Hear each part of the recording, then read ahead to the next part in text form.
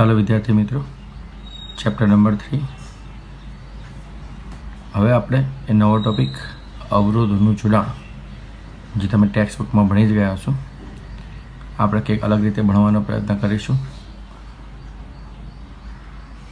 દરેક પરિપથોને આપણે સમતુલ્ય અવરોધ તરીકે શોધવાનું અને પરિપથમાંથી વહેતા પ્રવાહ અને વોલ્ટેજની ગણતરી કરવાનો પ્રયત્ન કરીશું. બને એટલો વિડીયોને રિપીટ કરીને જોવાનો પ્રયત્ન કરજો, જેને કારણે તમારા કન્સેપ્ટ વધુને વધુ ક્લિયર થાય. શરૂઆતમાં અવરોધોનું જોડાણ. અવરોધોના મુખ્ય બે જોડાણ, શ્રેણી અને સમાંતર જોડાણ. શ્રેણી જોડાણમાં અવરોધોને તમે આ રીતે જોડેલા હશે. ધોરણ નંબર 10માં પણ તમારે આ ટોપિક આવેલો હતો, બસ એને જ થોડો આપણે આગળ લઈ જઈએ છીએ. R1, R2, R3 આ રીતે લાઇનમાં જોડેલા હોય અને એની સાથે બેટરી કનેક્ટ કરેલી હોય, તો આ જોડાણ છે તમારું શ્રેણી જોડાણ. અહીંયા સમાંતર જોડાણ. સમાંતરમાં પણ આ રીતે તમે જોડાણ કરેલું છે ધોરણ 10 અને ધોરણ 12માં ચેપ્ટર 3. આ રીતે જોડાણ હોય સામસામે અથવા ઉપર નીચે, એને સમાંતર જોડાણ સમજવું, અને બાજુમાં હોય તેને શ્રેણી જોડાણ સમજવું. હવે આગળ તો બાજુમાં રીતે અવરોધ જોડેલો છે, તેનો સમતુલ્ય અવરોધ આ સૂત્ર વડે તમે ભણી ગયા છો. એટલે કે સમતુલ્ય અવરોધમાં સરવાળો થાય,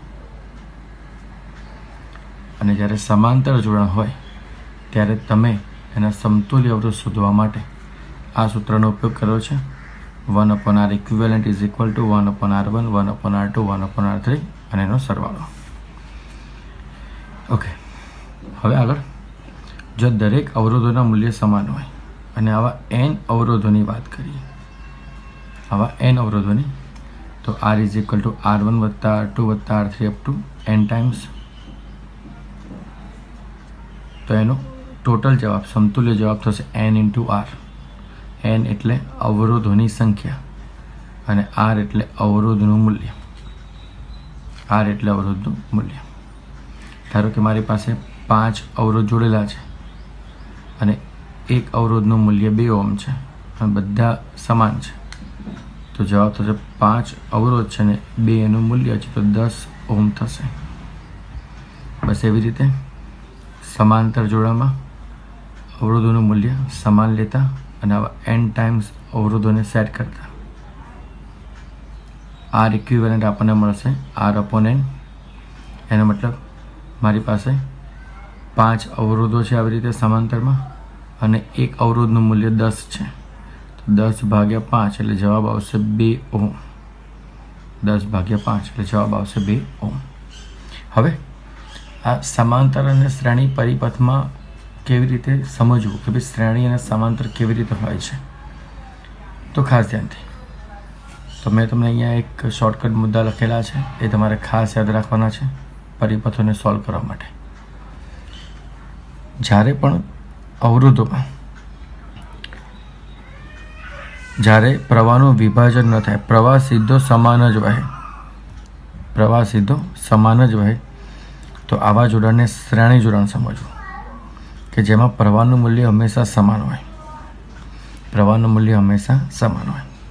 અને બીજું, તમે જે વોલ્ટેજ એપ્લાય કરો છો V, આ અવરોધનો વોલ્ટેજ V1, આ અવરોધનો વોલ્ટેજ V2, તો અહીંયા જેટલા વોલ્ટેજ છે એટલા વોલ્ટેજના તમે અવરોધ જોડી શકો છો. ટૂંકમાં એ 230 વોલ્ટ હોય, ધારો કે આપણા ઘરમાં આવતો AC વોલ્ટ 230 વોલ્ટ, તો તમે દરેક અવરોધો જે જોડો છો એ દરેકનો વિદ્યુત સ્થિતિમાનનો સરવાળો 230 થાય ત્યાં સુધી તમે જોડી શકો છો. એનાથી વધારે જોડી શકો નહીં. એટલે આ શ્રેણી જોડાણની મૂળ ખામી છે કે તમે 230 કરતાં વધારે વોલ્ટેજવાળા સાધનો તમે જોડી શકો નહીં. એટલે આપણા ઘરમાં શ્રેણી જોડાણ શક્ય નથી. ઓકે, શ્રેણી જોડાણમાં આપણે વાત કરીએ પ્રમાણે વોલ્ટેજનો સરવાળો થાય. સેમ વે સમાંતરમાં પ્રવાહનું વિભાજન થાય. પ્રવાહનું વિભાજન થાય એટલે મતલબ કે જ્યારે તમે બેટરીમાંથી પ્રવાહ બતાવો છો, ધનમાંથી પ્રવાહ બહાર નીકળે, ઋણમાં દાખલ થાય. તો બેટરીમાંથી જ્યારે પ્રવાહ બતાવો છો એટલે પ્રવાહનું અહીંયા વિભાજન થાય છે. જોઈ લો, અહીંયા પ્રવાહનું વિભાજન થયું, અહીંયા પણ પ્રવાહનું વિભાજન થયું. ટૂંકમાં જ્યારે પ્રવાહોનું વિભાજન થાય, જ્યારે પ્રવાહોનું વિભાજન થાય ત્યારે આ રીતે સમાંતર જોડાણ સમજવું. ઓકે, તો પ્રવાહનું વિભાજન એટલે પ્રવાહનો સરવાળો થવો છે. વોલ્ટેજ સમાન મળે. વોલ્ટેજ સમાન એટલે તમે જે 230 વોલ્ટ આપો છો અહીંયા, 230 વોલ્ટ, એ 230 વોલ્ટ દરેક અવરોધને મળે. એટલે આ અવરોધને પણ 230 મળે, આ અવરોધને પણ 230 વોલ્ટ મળે, આ અવરોધને પણ 230 વોલ્ટ મળે.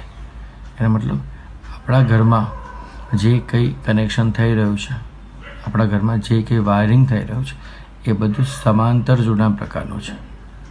સમાંતર જોડાણ પ્રકારનું છે. એટલે આ ખાસ ટોપિક આપણે યાદ રાખવાના રહેશે શ્રેણી અને સમાંતર માટે. ઓકે, ચલો આગળ. ચાલો શ્રેણી અને સમાંતર માટે બેઝિકથી શીખવાનો પ્રયત્ન કરીશું આપણે. તો 3 અવરોધો હું લઉં છું, 3 અવરોધોને બેટરી વડે કનેક્ટ કરું છું. આ અવરોધનું મૂલ્ય છે 2 ઓહ્મ, આ અવરોધનું મૂલ્ય છે 3 ઓહ્મ, આ અવરોધનું મૂલ્ય છે 4 ઓહ્મ. રેડી? અને બેટરી મારી પાસે 220 વોલ્ટની છે એવું કહી શકાય. ઓકે, ચાલો આગળ. હવે 2 ઓહ્મ, 3 ઓહ્મ, 4 ઓહ્મ એના માટે શ્રેણી છે કે સમાંતર ખબર કેવી રીતે પડે? તો ધનમાંથી પ્રવાહ બહાર નીકળે, ઋણમાં દાખલ થાય. તો ધનમાંથી પ્રવાહ બહાર નીકળે, ઋણમાં દાખલ થાય. જો અહીંયા ક્યાંય પ્રવાહનું વિભાજન થતું નથી, વિભાજન ન થતું હોવાથી આને આપણે કયું જોડાણ સમજીશું? શ્રેણી જોડાણ. અને આપણે કયું જોડાણ સમજીશું? શ્રેણી જોડાણ. તો શ્રેણી જોડાણમાં બધી અવરોધોની પેટર્નમાંથી પ્રવાહ સમાન મૂલ્યનો જવાનો, પ્રવાહ સમાન મૂલ્યનો જવાનો. આથી આનો સમતુલ્ય અવરોધ આર ઇક્વિવેલન્ટ, સમતુલ્ય અવરોધ R equivalent is equal to શ્રેણી જોડાણ હોવાથી, શ્રેણી જોડાણ હોવાથી 3 3 નો સરવાળો થશે. 1 + 2 + 3, 2 + 3 + 4 ઇઝ ઇક્વલ ટુ 9. તો આપણને આર ઇક્વિવેલન્ટ મળ્યો 9. આર ઇક્વિવેલન્ટ મળ્યો 9. રેડી? હવે માની લો કે આમાંથી અવરોધમાંથી પસાર થતો પ્રવાહ શોધવો હોય. દરેક અવરોધમાંથી પસાર થતો પ્રવાહ I શોધવો છે. તમને ખબર છે દરેક અવરોધમાંથી પ્રવાહ સમાન મૂલ્યનો પસાર થાય છે. એટલે પહેલો અવરોધ, બીજો અવરોધ અને ત્રીજો અવરોધ દરેકમાંથી પ્રવાહ સમાન મૂલ્યનો છે. તો એ I શોધવા માટે I કેટલો હશે? તો એના માટે તમારી પાસે ઓહ્મનો નિયમ છે. ઓહ્મનો નિયમ છે. ઓહ્મનો નિયમ. ઓહ્મના નિયમમાં શું છે આપણી પાસે? તો V is equal two IR. તો I is equal two V/R. અહીંયા જે R લેવાનો છે પરિપથનો સમતુલ્ય અવરોધ લેવાનો છે. અહીંયા જે R લેવાનો છે પરિપથનો સમતુલ્ય અવરોધ. વોલ્ટેજ 220 છે અને સમતુલ્ય અવરોધ આપણને મળ્યો 9 ઓહ્મ. તો આ 9 ઓહ્મ. તો આ જે જવાબ મળ્યો એ આપણને મળશે પ્રવાહનું મૂલ્ય I ઇઝ ઇક્વલ ટુ ખાલી જગ્યા ampere. I is equal to ખાલી જગ્યા એમ્પિયર. બસ આ જ રીતે આપણે સમાંતર જોડાણની વાત કરીશું. આ જ રીતે આપણે સમાંતર જોડાણની વાત કરીશું. ખાસ ધ્યાનથી.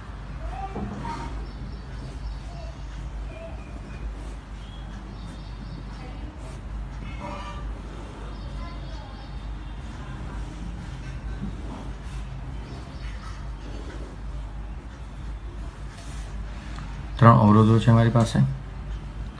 3 અવરોધોને બેટરી વડે કનેક્ટ કરેલા છે. બેટરી 220 વોલ્ટની લઈએ છીએ.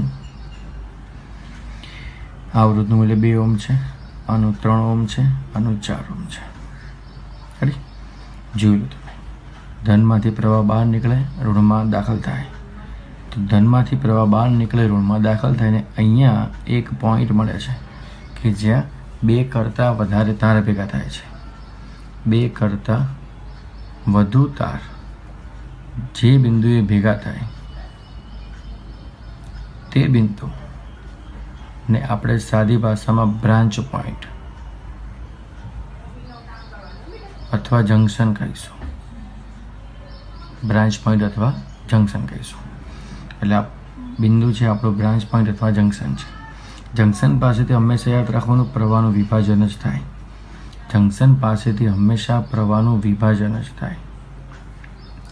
એ જંક્શન જોવા મળે એટલે સમજી લેવાનું કે સમાંતર જોડાણ છે. આ સાદી ભાષામાં જંક્શન જોવા મળે એટલે જોડાણ કેવું સમજવાનું? સમાંતર જોડાણ. રેડી? તો અહીંથી ધારો કે પ્રવાહ I1 છે, અહીંથી ધારો કે પ્રવાહ I2 છે, અહીંથી ધારો કે પ્રવાહ I3 છે. ત્રણમાં પ્રવાહ અલગ અલગ આપેલો છે. રેડી? ઓકે. હવે આગળ હવે વાત આપણે કર્યું છે આર ઇક્વિવેલન્ટ સમતુલ્ય અવરોધ શોધવો છે. સમતુલ્ય અવરોધ માટે તો 1/R equivalent is equal to 1/R1 વત્તા 1/R2 પ્લસ 1/R3. રેડી? તો આર ઇક્વિવેલન્ટની કિંમત મૂકતા જઈએ. આર ઇક્વિવેલન્ટમાં કિંમત મૂકીએ તો 1/2 1/3 1/4. આનું સાદુરૂપ આપીને તમારે જવાબ લાવવાનો છે, જાતે જવાબ લાવવાનો છે. R equivalent is equal to ખાલી જગ્યા ઓમ. રેડી? ખાલી જગ્યા ઓમ. આ તમારો આન્સર જાતે સાદુરૂપ આપવાનો છે. ઓકે. હવે સમાંતર જોડાણ છે. રેડી? એટલે પ્રવાહોનો સરવાળો થાય અને વોલ્ટેજ સમાન મળે. રેડી? પ્રવાહોનો સરવાળો અને વોલ્ટેજ સમાન મળે. તો આપણે જરા એને સમજીએ ખાસ. તો R1 માંથી વહેતો પ્રવાહ. રેડી? તો ઓહમનો નિયમ છે I બરાબર V/R. R1 માંથી વહેતો પ્રવાહ I1, તો એનો અવરોધ છે R1, 220 વોલ્ટ છે અને અવરોધનું મૂલ્ય છે 2 ઓહમ. એટલે આનો જવાબ આવે જવાબ. R2 માંથી વહેતો પ્રવાહ I2 is equal two V/R2, 220/3. Same એવી રીતે R3 માંથી વહેતો પ્રવાહ I3 is equal two V/R3, 220/3 is equal two આ રીતે. રેડી? હવે તમે જે આ જવાબ લાયા છો એ જવાબમાં ત્રણે અવરોધોનો સરવાળો કરો. I is equal two I1 વત્તા I2 વત્તા I3. તો આનો જે જવાબ આવશે, આ જે જવાબ એ કયો હશે? તો આ જે જવાબ છે એ બેટરીમાંથી નીકળતો પ્રવાહ I હશે. કુલ પ્રવાહ, બેટરીમાંથી નીકળતો કુલ પ્રવાહ તમને I મળશે. રેડી? એટલે આ રીતે તમે બેટરીમાંથી નીકળતો પ્રવાહ અને દરેક અવરોધોમાંથી વહેતો પ્રવાહ આ રીતે તમે શોધી શકો છો. ઓકે? એટલે ખાસ ધ્યાનથી જે કંઈ ટોપિક ચાલી રહ્યા છે, જે કંઈ બાજુમાં મુદ્દા લખાઈ રહ્યા છે એને વ્યવસ્થિત એક સારી નોટમાં લખજો અને વિડીયો વારંવાર રિપીટ કરીને ચેક કરજો. કેમ કે પરિપથવાળા દાખલા G-NEET ગુજસેટમાં હોય જ છે. અને આપણે વિધાઉટ કિર્ચોફના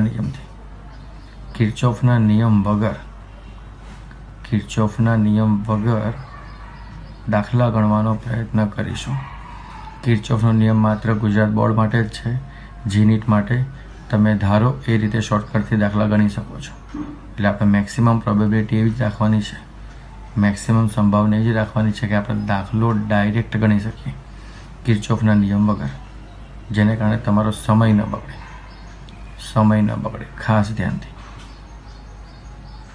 રેડી? ચાલો આગળ. આ રીતે એક પરિપથ આપેલો છે. પરિપથમાં આપણે પહેલાં સમતુલ્ય અવરોધો શોધીશું. પરિપથનો સમતુલ્ય અવરોધ શોધવાની વાત છે, ખાસ ધ્યાનથી. ચલો, અહીંથી પ્રવાહ આપણે આઈ આપીએ છીએ, ધનમાંથી બહાર નીકળે, ઋણમાં દાખલ થાય. પ્રવાહ અહીંથી આઈ ગયો. હવે બે અથવા વધારે તાર દેખાય છે, એક તાર આવી રહ્યો, એક તાર આવી રહ્યો, એટલે સમજી લેવાનું કે આ જંકશન છે. સમજી લેવાનું કે આ જંકશન છે. જંકશન છે એટલે આ જોડાણ કેવું હશે? સમાંતર. જંકશન હોય એટલે આ જોડાણ કેવું હોય? સમાંતર. સમાંતર એટલે આ બંને ભુજાનું સમતુલ્ય અવરોધ. રેડી? તો આપણે આને R1 કહીશું, સમતુલ્ય અવરોધને. 2 અને 2 નો સમતુલ્ય અવરોધ, એને આપણે સમાંતર જોડાણ તરીકે લેવાનો છે. તો R1 ઇઝ ઇક્વલ ટુ 2 અને 2 નો સમતુલ્ય અવરોધ, એના માટે સૂત્ર છે આપણી પાસે 1/R1 ઇઝ ઇક્વલ ટુ 1/2 વત્તા 1/2. એટલે આનો જવાબ તમે સાદુરૂપ આપશો એટલે જવાબ થશે 1. કેવી રીતે લાયા? તાર પર સૂત્ર હતું સમતુલ્ય જોડાણ માટે R' is equal two R/N. જ્યારે n અવરોધો સમાન મૂલ્યના હોય ત્યારે તમે આ રીતે સૂત્ર મૂકી શકો છો. સમતુલ્ય અવરોધ માટે આ Rની કિંમત સમાન જ છે એટલે 2 લખી, અને ટોટલ અવરોધ કેટલા આપેલા છે આપણને? 1 અને 2, તો અહીંયા નીચે 2 લખ્યા, એટલે જવાબ તમારો 1 Ω આવ્યો.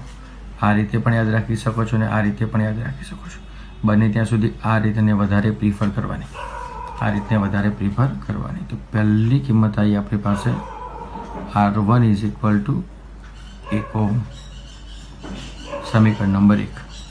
બીજા માટે અહીંયા 3 અને 3, ફરીથી પ્રવાહ, અહીંથી પ્રવાહ આગળ ગયો અને અહીંથી પાછો ભેગો થઈ ગયો, એટલે પાછો અહીંયા અહીંયા એઝ ઇટ ઇઝ મળી ગયો. પાછો અહીંયા આઈના 2 ભાગ પડ્યા, જોઈ લો. પાછા આઈના 2 ભાગ પડે. રેડી? તો આ થયું જંકશન. જંકશન આવે એટલે સમજવાનું સમાંતર જોડાણ. તો ફરીથી R2 એટલે 3 અને 3 ઓહ્મનો સમતુલ્ય અવરોધ, એ પણ કેવું જોડાણ? સમાંતર જોડાણ. તો ફરીથી 1/R2 is equal two 1/3 plus 1/3 is equal two R2 is equal two 1 Ω. આને ફરીથી સાદુરૂપ શોર્ટકટથી આપો તો R' is equal two R/N. Total અવરોધ 3 મૂલ્યના અવરોધ છે, 3 ઓહ્મ અવરોધ છે, અને 3/2, એટલે આનો જવાબ આવશે 1.5 Ω. 1.5 Ω. રેડી? ઓકે. હવે આપણે સમતુલ્ય અવરોધ પરિપથનો સમતુલ્ય અવરોધ R equivalent is equal to R1 વત્તા 1 વત્તા R2. ચલો ધ્યાનથી. હવે પરિપથનો સમતુલ્ય અવરોધ એટલે આનો સમતુલ્ય અવરોધ કેટલો આવ્યો? તો R1 બરાબર 1 Ω. આ તો 1 છે જ. આનો સમતુલ્ય અવરોધ શું આવ્યો? R2 બરાબર 1.5 Ω. રેડી? હવે આનો સમતુલ્ય અવરોધ 1 Ω, આ 1 છે અને આ 1.5 છે. આમાં ક્યાંય તમને જંકશન દેખાતું નથી. 3 અવરોધ લાઇનમાં જ છે. 3 અવરોધ એક જ લાઇનમાં છે, એટલે એને આપણે શ્રેણી તરીકે લખીશું. કયા તરીકે? શ્રેણી જોડાણ તરીકે.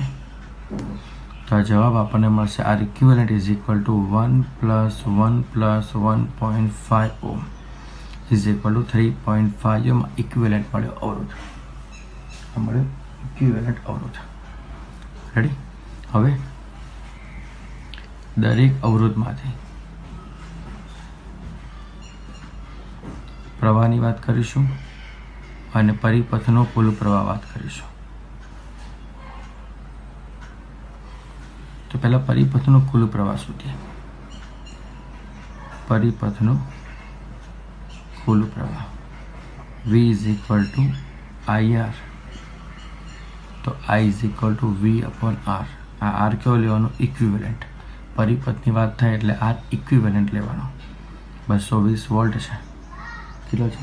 220 વોલ્ટ છે અને ટોટલ અવરોધનું મૂલ્ય છે આર ઇક્વિવેલન્ટ 3.5. એ જવાબ આવે તમારો પરિપથનો કુલ અવરોધ. એ જવાબ આવે પરિપથનો કુલ અવરોધ. પરિપથના કુલ અવરોધનું આપણે જ્યારે સાદરૂપ આપી જોઈએ, પરિપથના કુલ અવરોધનું સાદરૂપ આપી જોઈએ, શું થાય છે?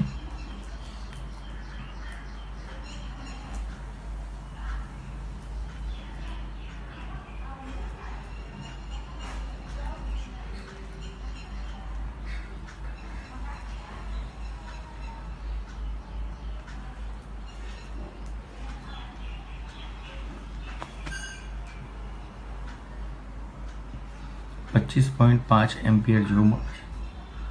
25.5 એમ્પિયર જેવું મળે છે. તો આજે 25.5 એમ્પિયર છે ને આપણે એવરેજ 25 તરીકે લખીએ. એવરેજ 25 એમ્પિયર તરીકે લખીએ. તો હવે જે આમાંથી આવતો પ્રવાહ છે એ 25 એમ્પિયર તરીકે લખીએ. ધ્યાનથી હવે એકદમ આ 25 એમ્પિયર ઉપર ગયા. 25 એમ્પિયર ઉપર ગયા. 25 એમ્પિયરના બે ભાગ પડે. અહીંયા પ્રવાહ I1 કહી દઈએ, અહીંયા I2 કહી દઈએ. તો 25 એમ્પિયરના બે ભાગ પડે. એમાં 25ના બે ભાગમાં કેવું યાદ રાખવાનું કે બંને અવરોધોના મૂલ્ય સમાન છે. અવરોધોના મૂલ્ય સમાન હોય.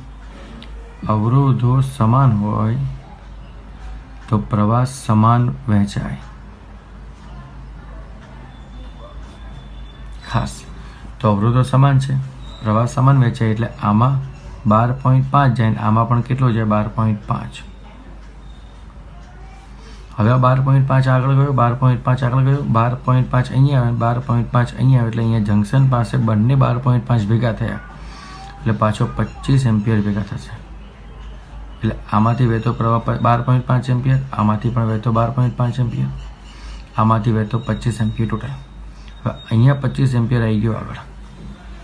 આ જંકશન પાસે પાછા બે ભાગ પડ્યા અને પાછા બંને અવરોધ સમાન છે. તો સમાન અવરોધમાં પ્રવાહ સમાન વેચાય. સમાન અવરોધમાં પ્રવાહ સમાન વેચાય. તો ફરીથી 3 ઓહ્મ અને 3 ઓહ્મ સમાન અવરોધ છે. તો ફરીથી એમાં પણ 12.5 એમ્પિયર અને આમાં પણ 12.5 એમ્પિયર.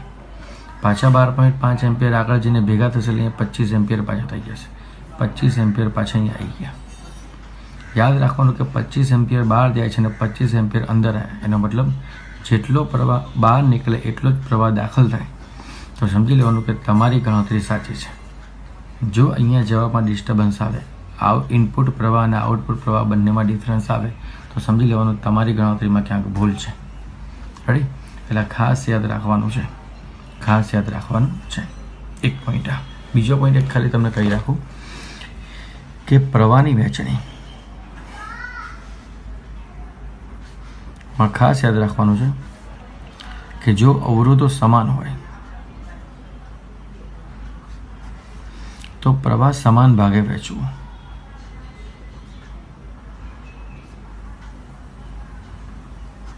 પ્રવાહ સમાન ભાગે એટલે I dash is equal to I by N. એટલે કે દરેક અવરોધમાંથી વહેતો પ્રવાહ I by N જેટલો પ્રવાહ હોય એના ભાગ્યા સંખ્યા કરી દેવાની. પણ અવરોધનું મૂલ્ય સમાન હોય ત્યારે. એટલે N એટલે અવરોધની સંખ્યા, N એટલે અવરોધની સંખ્યા અને I એટલે કુલ પ્રવાહ, પરિપથનો પ્રવાહ. પહેલો પોઈન્ટ.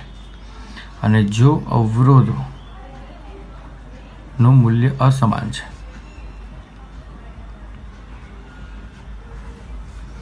તો V is equal to IR, તો I is equal to V upon R. યાદ રાખવાનું કે જ્યાં અવરોધનું મૂલ્ય ઓછું હોય ત્યાં પ્રવાહ મોટો જાય અને જ્યાં અવરોધનું મૂલ્ય વધારે હોય ત્યાં પ્રવાહ નાનો જાય. આ બેઝિક કન્સેપ્ટ ખાસ યાદ રાખવાનો છે.